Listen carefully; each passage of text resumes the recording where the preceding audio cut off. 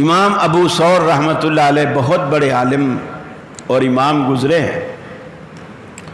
ان کے وقت میں ایک خاتون تھی پورے محلے میں، جو محلے میں خواتین فوت ہوتی تھی تو وہ انہیں غسل دیا کرتی تھی،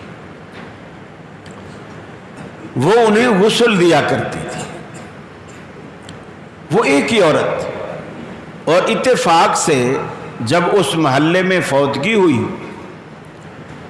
تو اس غاسلہ کے پاس لوگ آئے کہ جی فلاں گھر میں فلاں خاتون فوت ہو گئی ہے تو غسل کے لیے آپ آ جائیں۔ تو اس نے کہا کہ میں حالت حیض میں ہوں، میں کیسے غسل دے سکتی؟ علماء سے مسئلے پوچھے گئے،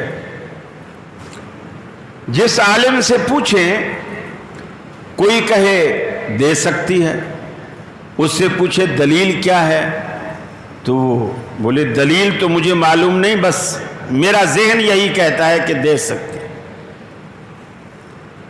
کوئی بولے نہیں دے سکتی، کہ بھی دلیل کیا ہے؟ بولے دلیل تو میرے ذہن میں نہیں ہے، بس ذہن یہی کہتا ہے کہ یہ ناپاکی کی حالت ہے لہذا نہیں دے سکتی۔ اسی جستجو اور اسی کشمکش میں ظہر کا وقت آ گیا، لوگ مسجد میں آ گئے، ابھی تک میت کو کسی نے نہلایا نہیں۔ امام ابو ثور رحمۃ اللہ علیہ مسجد میں داخل ہوئے ظہر کی نماز پڑھانے کے لیے۔ جیسے مسجد میں داخل ہوئے تو کسی نے محلے والوں میں سے کہا کہ جی ایک میت ہو گئی ہے، جب سے ہم پریشان ہیں، ظہر کا وقت آ گیا ہے، ابھی تک کسی نے غسل نہیں دیا۔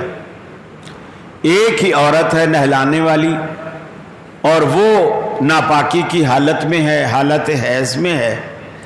وہ کہہ رہی ہے مجھے مسئلہ پوچھ کے بتاؤ، اگر جائز ہے تو میں غسل دے دیتی ہوں، اگر نہیں جائز تو پھر میں مجبور ہوں، پھر کسی اور کا انتظام کروں۔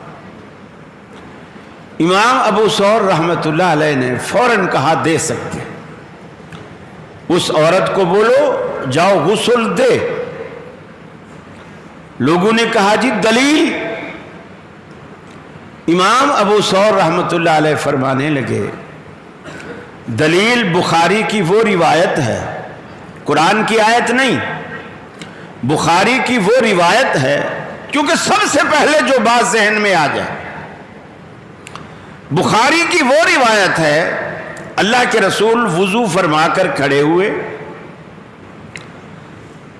جس جگہ آپ نفل وغیرہ پڑھا کرتے تھے، آپ نے حضرت عائشہ سے کہا عائشہ وہ جائے نماز مجھے اٹھا کر دو۔ حضرت عائشہ نے کہا اللہ کے رسول صلی اللہ علیہ وسلم میں تو حالت حیض میں ہوں، میں آپ کو جائے نماز کیسے اٹھا کر دوں؟ گویا حضرت عائشہ نے وہی عذر پیش کیا کہ میں تو حالت حیض میں ہوں اور یہ تو ناپاکی کی حالت ہوتی ہے، تو جائے نماز تو پاک چیز ہے، اس پہ تو بندہ نماز پڑھتا ہے، میں اس کو کیسے ہاتھ لگاؤں؟ تو رسول اللہ صلی اللہ علیہ وسلم نے سیدہ عائشہ سے فرمایا اے عائشہ جائے نماز اٹھا کر دو، ان حیضتک لیست فی یدک، وہ حیض کے اثرات کوئی تیرے ہاتھوں میں نہیں ہے، مجھے اٹھا کر دے۔ چنانچہ سیدہ عائشہ نے جائے نماز اٹھا کر دی۔